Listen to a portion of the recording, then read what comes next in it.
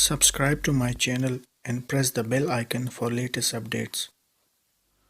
قال الله تعالى وتبارك في القرآن المجيد والفرقان الحميد بسم الله الرحمن الرحيم إنا أعطيناك الكوثر فصل لربك وانحر إن شانئك هو الأبتر صدق الله مولانا العظيم وصدق رسوله النبي الكريم الرؤوف الرحيم. حمد و صلاۃ کے بعد عالی مرتبت ذی وقار علماء کرام حضرات سامعین، السلام علیکم ورحمۃ اللہ وبرکاتہ۔ وہ غالب نے کہا تھا کہ ہوئی تاخیر تو کچھ باعث تاخیر بھی تھا۔ کچھ سفر کا جو اندازہ ہوتا ہے تو راستوں میں رکاوٹیں اس اندازے پر پہنچنے نہیں دیتی۔ میں بڑی شرمندگی محسوس کر رہا ہوں کہ آپ دیر سے بیٹھے ہوئے ہیں، جو کہ میرا مزاج یہ ہے کہ جو وقت ہو اس وقت پہ پہنچتا ہوں، تو کبھی کبھار راستوں کی تنگی کی وجہ سے ایسے مسائل پیش آتے ہیں۔ بہرحال جو چند لمحے ہمیں میسر ہیں، میں اس تھوڑے وقت میں کچھ باتیں ضرور آپ تک کرنا چاہوں گا۔ اللہ میری زبان پر کلمۃ الحق جاری فرمائے۔ میں نے قرآن مجید کی ایک مختصر سورۃ الکوثر کی تلاوت آپ کے سامنے کرنے کا شرف پایا ہے۔ اس پر مفصل تو نہیں، تھوڑی سی گفتگو آپ کے سامنے رکھ پاؤں گا۔ اللہ تعالی میری زبان پر کلمۃ الحق جاری فرمائے۔ اس سورۃ کریمہ کا نزول اس ماحول میں ہوا جب آقا کریم علیہ السلام کا دل دکھا ہوا تھا کہ آقا کریم کے فرزند ارجمند کا انتقال ہوا۔ تو جب کسی کی اولاد فوت ہو جائے تو ہمارے گرے ہوئے معاشروں میں بھی یہ ہوتا ہے کہ لوگ کہتے ہیں کسی کی خوشی میں آپ رہ جائیں تو رہ جائیں، لیکن کسی کے غم میں ضرور شریک ہوں۔ لیکن وہ معاشرہ کتنا گرا ہوا معاشرہ تھا، اور وہ کیسے سنگ دل لوگ تھے کہ حضور علیہ السلام کے فرزند کے انتقال پر کوئی محبت کا جملہ کہنے کی بجائے، حضور علیہ السلام سے اظہار ہمدردی کرنے کی بجائے الٹا انہوں نے تان و تشنیع کے تیر چھوڑے، اور آس بن وائل نامی ایک شخص نے بڑی دریدہ دہانی کرتے ہوئے کہا کہ معاذ اللہ یہ ابتر ہو گئے ہیں، ان کی اولاد نرینہ نہیں رہی، بندے کا نام اولاد کے ساتھ باقی رہتا ہے تو اب ان کا نام کوئی نہیں لے گا، اور میرے 4 بیٹے ہیں اور کڑیل جوان ہیں، تو میرا نام باقی رہے گا، ان کا نام باقی نہیں رہے گا۔ تو حضور علیہ السلام آزردہ تھے، بیٹے کی جدائی کا صدمہ اور دکھ حضور کے سینے میں موجود تھا۔ تو ان رشتہ داروں، ان برادری والوں اور اہالیان مکہ کی جانب سے جو رویے حضور نے دیکھے تو حضور کا دل بہت زیادہ دکھ گیا، اور آقا کریم بے چین ہو گئے، مضطرب ہو گئے۔ بیٹے کی جدائی کا دکھ اور پھر دشمنوں کی تانا زنی۔ تو عین اس موقع پہ کہ جب حضور کا دل آزردہ تھا تو اللہ تعالیٰ نے سورۃ الکوثر کا نزول فرمایا، اور محبوب کے دل نازک کو تسلی دی اور ارشاد کیا انا آتیناک الکوثر، محبوب ہم نے آپ کو کوثر دے دیا۔ اب کوثر کیا ہے جو اللہ نے اپنے محبوب علیہ السلام کو عطا کیا؟ یہاں امام رازی علیہ رحمہ جیسے شخص نے لکھا ہے کہ یہاں آتینا نہیں آتینا ہے۔ سادے لفظوں میں یوں سمجھیں کہ یہ نہیں کہا گیا کہ ہم نے تمہیں کوثر دیا، بلکہ یہ فرمایا ہم نے تمہیں کوثر دے دیا۔ دینے اور دے دینے میں فرق واضح ہے۔ میں ابھی وضو کرنے بیٹھا تھا تو میں نے کسی کو اپنی ٹوپی دی، تو وضو کرنے کے بعد میں نے واپس لے لی، لیکن اگر میں کسی کو دے دیتا تو پھر میں واپس لیتا اچھا نہیں لگتا تھا۔ چونکہ دینا اور دے دینا اس دونوں میں فرق ہے، تو امام رازی کہتے یہاں آتینا نہیں ہے بلکہ آتینا ہے کہ ہم نے آپ کو کوثر دیا نہیں بلکہ کوثر دے دیا ہے۔ تو اب کوثر سے مراد کیا ہے؟ مفسرین نے اس پہ بہت کچھ لکھا ہے اور درجنوں اقوال اس پہ موجود ہیں کہ کوثر سے مراد کیا ہے۔ بعض نے کہا کہ کوثر سے مراد نہر کوثر ہے اور یہ جنت کی خاص نہر ہے جو حضور کو خاص طور پہ ارزانی کی گئی، اور آقا کریم علیہ السلام کو معراج کی شب اس کا مشاہدہ بھی کروایا گیا۔ حضور نے جب اس نہر میں ہاتھ ڈالا تو اس کی جو ریت تھی وہ خالص کستوری کی تھی، دودھ سے زیادہ سفید اور شہد سے زیادہ میٹھا اور برف سے زیادہ ٹھنڈا اس کا پانی ہے۔ تو اس سے نہر کوثر مراد ہے، جس کے اندر بختی اونٹوں کی گردنوں کے برابر پرندے تیرتے ہیں جو جنتیوں کی غذا بھی بنیں گے۔ دوسرا قول یہ ہے کہ کوثر سے مراد حوض کوثر ہے، جو نہر کوثر کا یا منبع ہے اور یا نہر کوثر اس حوض میں آ کر کے گرتی ہے، اور قیامت کے دن حضور علیہ السلام اپنے غلاموں کو اس کوثر سے جام شیریں پلائیں گے، اور 50,000 سال کا دن ہے، اور جس کو ایک مرتبہ حضور کے ہاتھ سے وہ کوثر کا جام مل گیا، 50,000 سال کے طویل اور لمبے دن میں اس کو دوبارہ پیاس نہیں لگے گی۔ حضور علیہ السلام نے ارشاد فرمایا انا فرطکم علی الحوض، میں حوض کوثر پہ تمہارا فرط بن کے جا رہا ہوں۔ یہ لفظ آپ نے سنا ہے اور آپ اس سے آشنا ہیں، جب چھوٹے بچے کا جنازہ پڑھتے ہیں تو اس میں یہ لفظ بولتے ہیں اللہم اجعلہ لنا فرطن، یا بچی ہو تو کہتے ہیں اللہم اجعلہ لنا فرطن، اے اللہ اس بچی کو ہمارے لیے فرط بنا دے، ذخیرہ آخرت کر دے۔ فرط کیا ہے؟ آج کل تو بسوں کا سفر ہے، ٹرینیں چل رہی ہیں اور ہواؤں میں فراٹے بھرتے ہوئے جہاز ہیں۔ یہ وہ زمانہ نہیں تھا، بلکہ جنگلوں میں، پہاڑوں میں اور صحراؤں کا سفر ہوتا تھا، تو قافلوں نے دوپہر کے وقت شدت کی گرمی میں اور رات کو آرام بھی کرنا ہوتا تھا، تو جب قافلے کے پڑاؤ کا وقت قریب آ جاتا تو قافلے سے ہی کچھ لوگ بچھڑ کے تھوڑا آگے چلے جاتے تاکہ کوئی شجر سایہ دار تلاش کر لیں اور اس کے نیچے کوئی جھاڑیاں، کوئی کانٹے ہوں تو ان کو کاٹ دیں، تاکہ تھکا ہوا قافلہ جب پہنچے تو اس کو اپنی جگہ کی تیاری خود نہ کرنی پڑے۔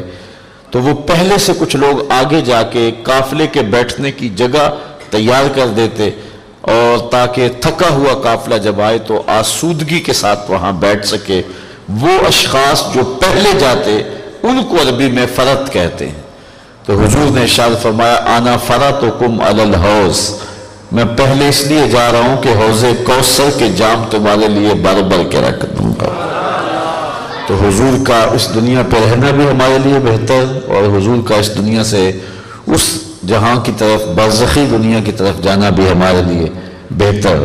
حضور کی وفات بھی بہتر اور حضور کی حیات بھی ہمارے لیے بہتر ہے۔ تیسرا قول یہ ہے کہ کوثر سے مراد اولاد کثیر ہے۔ اولاد کثیر اس سے مراد ہے۔ یہ 3 قول مشہور ہیں، ویسے علماء نے اس پر اور بہت کچھ لکھا۔ کوثر سے مراد نبوت بھی ہے، کوثر سے مراد کثرت امت بھی ہے۔ حضور نے فرمایا کل قیامت کے دن سب سے زیادہ امت میری ہوگی اور میں کثرت امت کی وجہ سے نبیوں میں فخر کروں گا۔ کوثر سے مراد امت کے علماء بھی ہیں، جن کے بارے میں ارشاد فرمایا گیا کہ میری امت کے علماء بنی اسرائیل کے نبیوں کی طرح ہیں۔ یہ شرف بھی ہے۔ کوثر سے مراد حضور علیہ السلام کے معجزات بھی ہیں، براہین بھی ہیں، حضور کو دیا گیا علم بھی ہے، حضور کے کمالات بھی ہیں۔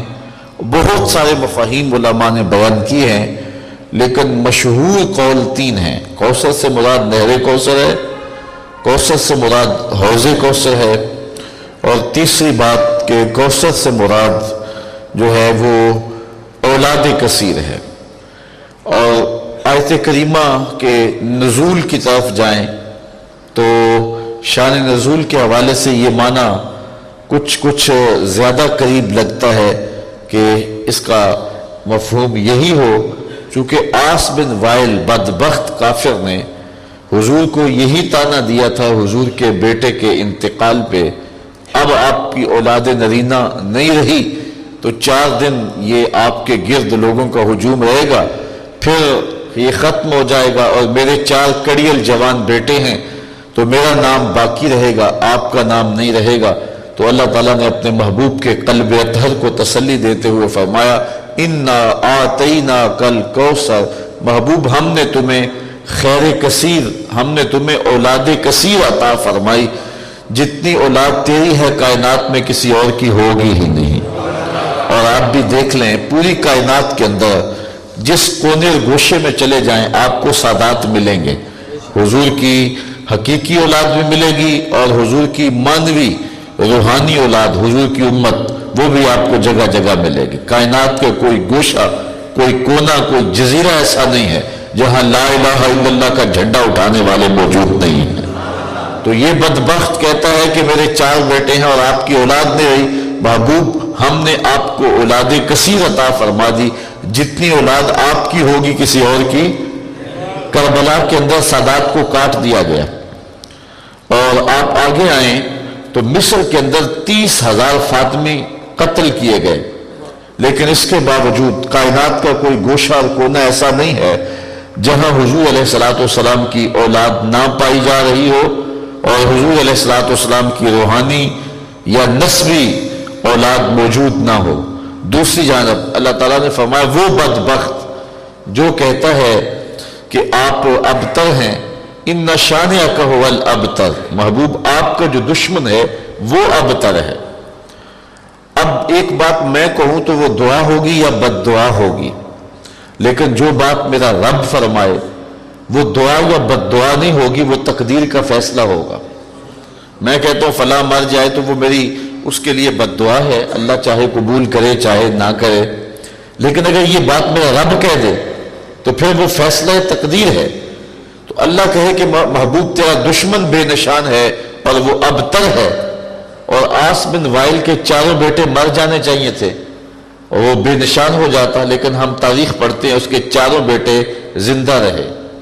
رب کا کہنا تقدیر کا فیصلہ ہے اور اس کے 4 بیٹے زندہ رہے۔ رب کہتا ہے تیرا دشمن ابتر ہے، محبوب تیری اولاد کثرت سے ہے، اس کی نہیں رہے گی، اور اس کی اولاد 4 بیٹے باقی رہتے ہیں، تو اس کا کیا جواب ہے؟ اس کو دوسرے تناظر میں بھی دیکھ لیں، دوسری آیت میں اللہ تعالیٰ نے ارشاد فرمایا ابو لہب کے دونوں ہاتھ ٹوٹ جائیں۔ جب اس نے معاذ اللہ حضور کے لیے ایسی بات کہی تو اللہ تعالیٰ نے فرمایا تبت یدا ابی لہب وتب، ابو لہب کے دونوں ہاتھ ٹوٹ جائیں۔ تو اس کی ساری زندگی ایک ہاتھ بھی نہیں ٹوٹا تھا، تو خدا کہے کہ تیرے دونوں ہاتھ ٹوٹ جائیں اور اس کا ایک ہاتھ بھی نہ ٹوٹے تو بات تو پریشان کن ہے، کیونکہ اللہ کا کہنا جو فرمانا جو ہے وہ تقدیر کا فیصلہ ہے۔ تو اس کا جواب کیا ہوگا؟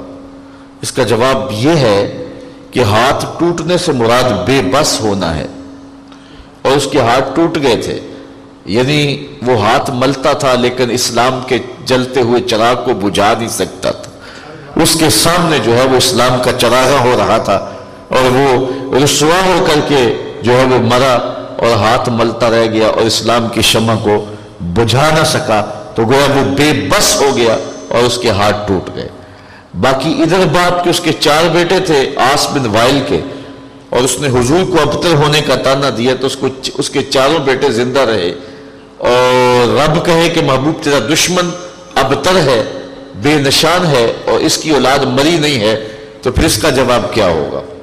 تو اس کا جواب بڑا خوبصورت ہے اور آپ کو ٹھنڈ پڑے گی، وہ یہ کہ اس کے بیٹے ہوتے 4 اور پھر مر جاتے، ایک تو یہ ہے، اور دوسرا کیا ہوا کہ اس کے 4 بیٹے جو تھے وہ مرے تو نہیں، لیکن 4 کے 4 بیٹے حضور کا کلمہ پڑھنے لگ گئے۔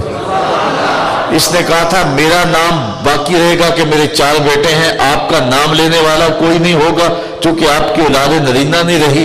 رب نے کہا مجھے بھی رب نہ کہنا کہ اگر تیرے بیٹوں نے بھی قصیدے میرے رسول کے نہ پڑھے۔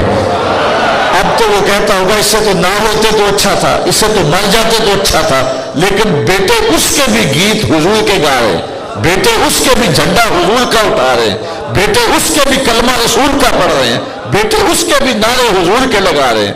تو یہ کمال ہوا کہ نہ ہوا؟ وہ کہتا تھا معاذ اللہ آپ ابتر ہیں، اللہ کہتا ہے محبوب نہیں، تیرا دشمن ابتر ہے. ایسا ابتر کہ اس کے بیٹے بھی تیرے قصیدے پڑھے اور تیرا نام لے. آج دنیا کے اوپر تمہیں ایک شخص بھی نہیں ملے گا جو کہے کہ میں ابو لہب کی اولاد سے ہوں. ایک بندہ بھی نہیں ملے گا جو کہے کہ میں عتبہ کی اولاد سے ہوں، میں عتیبہ کی اولاد سے ہوں، میں ولید بن مغیرہ کی اولاد سے ہوں. کوئی شخص نہیں ملے گا جو آپ کو کہے کہ میں جو ہے وہ آس بن وائل کی اولاد سے ہوں. ان کا نسب مٹ گیا اور مصطفیٰ کی نسل اور حضور کی اولاد کا پھیلاؤ تو پھیلاؤ رہا. حضور علیہ السلام کے غلام حضرت بلال کا نام بھی نہیں مٹا ہے. حضور تو بہت اونچے ہیں، حضرت بلال کا نام بھی نہیں مٹا ہے. اقبال یہ کس کے عشق کا فیض عام ہے. اقبال کا یہاں لہجہ دیکھیے، اقبال یہ کس کے عشق کا فیض عام ہے. رومی فنا ہوا حبشی کو دوام ہے. اس وقت کا رومی شہنشاہ، اس دور کا اوباما کہہ لیں آپ، اس دور کا سپرمین، دنیا اس کا نام بھی نہیں جانتی ہے. اور لیکن بلال حبشی کا نام کسی بچے سے بھی پوچھ لیں، اور بلال تیرا کیسا نام ہے، جب لبوں پہ نام آتا ہے تو من کے اندر عشق کی گرمی پیدا ہو جاتی ہے. بلال کا نام بھی زندہ، اس کا پیغام بھی زندہ. یہ ہے باقپن اور یہ ہے عروج. کہا محبوب ہم نے آپ کو کوثر عطا فرمائی اور آپ کا دشمن اب تک رہے گا اور وہ بے نام و نشان رہے گا. آپ کے نام کا جھنڈا اونچا ہی رہے گا. کل بھی اونچا تھا میرے محبوب کے نام کا جھنڈا، آج بھی اونچا. چمگادڑوں کی ہرزہ سرائی سے سورج کی شعاؤں کو بجھایا نہیں جا سکتا، اور چاند کی طرف منہ کر کے تھوکنے سے چاند کی نوری کرنوں کو مدھم نہیں کیا جا سکتا. اور جن چراغوں کو رب نے روشن کیا ہو ان کو اپنی منہ کی پھونکوں سے بجھایا نہیں جا سکتا. تو یہ بد نصیب لوگ ٹیری جون سے لے کر کے سلمان رشدی تک جتنے بھی یہ بدبخت اور بے اصل لوگ ہیں، یہ جو مرضی کر لیں، وہ چراغ ہرا کل بھی روشن تھا، آج بھی روشن ہے.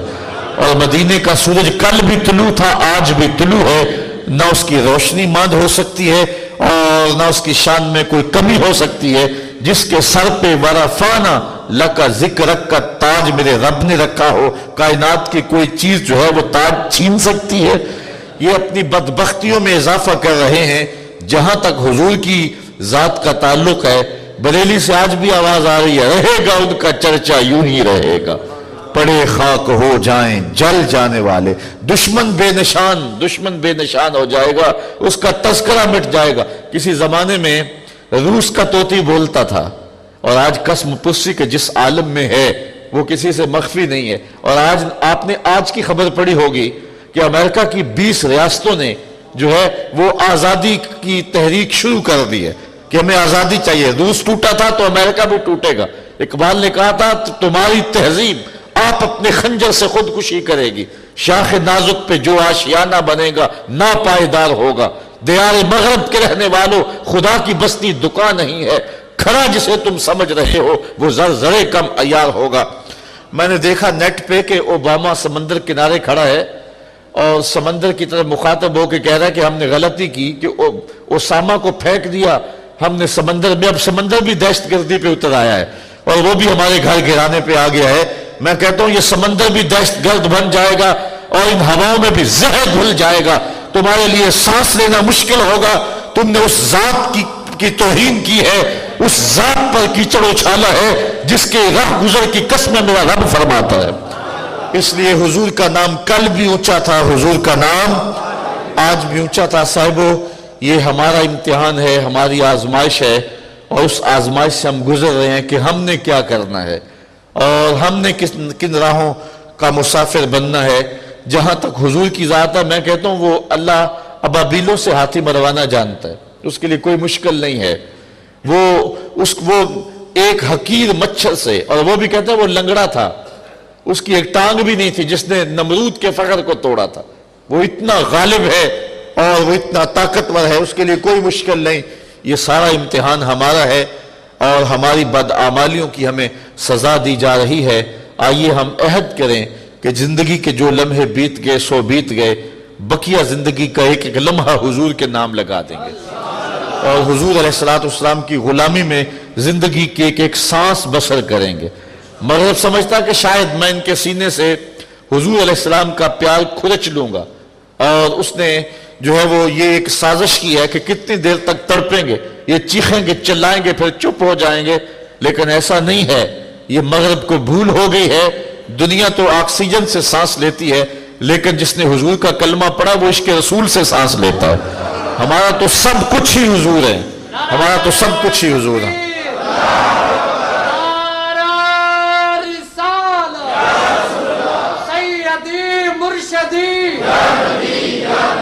سیدی مرشدی غلام ہے، غلام ہے، غلام یہ رسول میں۔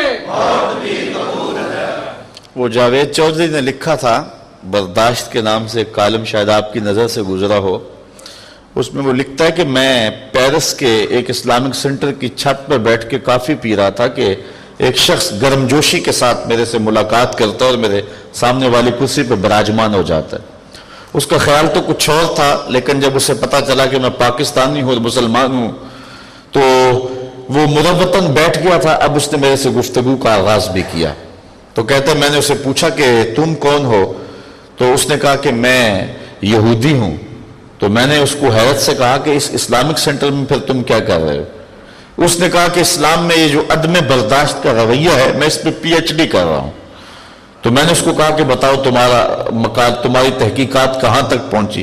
اس نے کہا کہ میں نے اپنی تحقیقات مکمل کر لی ہیں اور اب جو ہے وہ میں جا رہا ہوں۔ تو میں نے اس کو کہا کہ آپ بتائیں کہ آپ کی تحقیقات کا پی ایچ ڈی کا خلاصہ کیا ہے، 2 لفظوں میں مجھے بتا سکتے ہیں؟ تو وہ کہتا اس نے 2 لفظوں میں بتایا۔ پہلے تو میں سماجی مسلمان تھا، اس کے بتانے کے فوراً بعد میں حقیقی مسلمان بن گیا۔ وہ کہتا ہوا کیا کہ اس نے مجھے کہا کہ میں نے جو پی ایچ ڈی یہاں اس عنوان سے کی ہے اور اس پر تحقیق جو کی ہے اس کا نچوڑ اور خلاصہ یہ ہے کہ یہ امت مسلمہ اسلام سے اتنا پیار نہیں کرتی جتنا آمنہ کے لال سے پیار کرتی، اور اسلام کے بارے میں کوئی بات کر لو تو شاید یہ برداشت کر لیں، لیکن حضور کا نام بھی ٹیڑے انداز سے لے لو تو یہ آپے سے باہر ہو جاتے ہیں۔ تو جب تک ان کے سینے سے حضور کا پیار نہیں چھینا جاتا اتنی دیر تک یہ ناقابل تسخیر ہے، اور یہ ان کی سازش ہے کہ وہ فاقہ کش جو موت سے ڈرتا نہیں، ذرا روح محمد اس کے بدن سے نکال لو۔ لیکن یہ روح ہمارے بدن سے نہیں نکل سکتی، ہم تو سانس بھی حب رسول سے لیتے ہیں، ہمارا تو سب کچھ اثاثہ ہی محبت رسول ہے۔ مغرب نے ہمیں بڑے کچوکے دیے، بڑے زخم دیے، اور ہم نے ہر زخم سہے، ہمارے اندر برداشت کا مادہ بھی بڑا ہے، لیکن یہ وہ راستہ ہے کہ جس پہ جب ہمارا امتحان ہوتا ہے تو ہمیشہ ہم سرخرو ہوتے ہیں، کبھی بھی ناکام نہیں ہوئے۔ علامہ اقبال نے کہا تھا کہ میں تو یہ بھی پسند نہیں کرتا کہ کوئی میرے رسول کے کپڑوں کو بھی میلا کہے، میں تو یہ بھی پسند نہیں کرتا کہ کوئی حضور کے لباس کو بھی میلا کہے۔ تو یہ بھی علماء نے فرمایا، اور ہمارے ہاں ادب کے رویے تو یہ ہیں کہ امام مالک نے 40 سال تک حضور کے روضے پہ بیٹھ کے درس حدیث دیا ہے، اور 40 سال میں ایک بار بھی ایسا نہیں ہوا کہ حدیث کی کتاب کے ورق کے پلٹنے کی آواز بھی پیدا ہونے دی۔